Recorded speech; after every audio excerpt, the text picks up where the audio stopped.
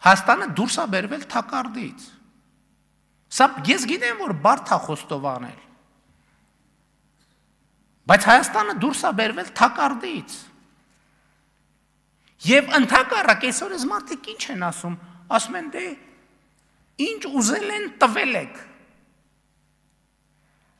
Ընդհակառակը վերջին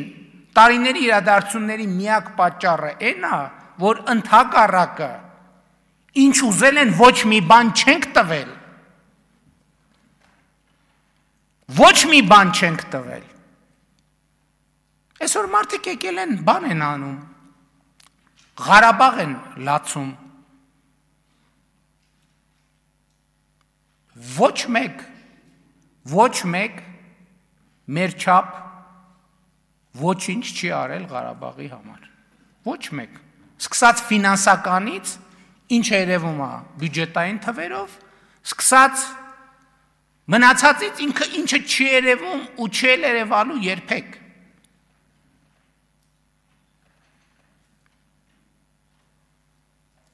(2018) թվականից ինչի մենք զիջումների չգնացինք։ Ինչի մենք զիջումների չգնացինք։ Էսա լավ է։ Մինչև տարվա վերջը էլ այդ թեման էլ կփակենք, այդ բանակցային փաթեթներն էլ կհրապարակենք։ Որովհետև մեզնից զիջման ուզվում էր Հայաստանի ինքնիշխանությունն ու անկախությունը։ Դա այդպես չէր ձևակերպվում, ինչի ձեր կարծիքով են մնացածում ժամանակներում, երբ որ Հայաստանը անկախության հենց հաջորդ օրից, անկախության մասին հայտարարելու պահից կամաց տեղավորվել է այդ գրպանում, ինչի դա տենց է հայտարարվել։ Ոչ դա բոլորովին ուրիշ կերպ է հայտարարվել, ուրիշ վերնագրերով։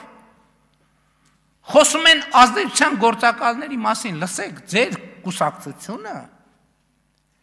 վերջին, ինչքան ասեմ, 70 տարում եղել է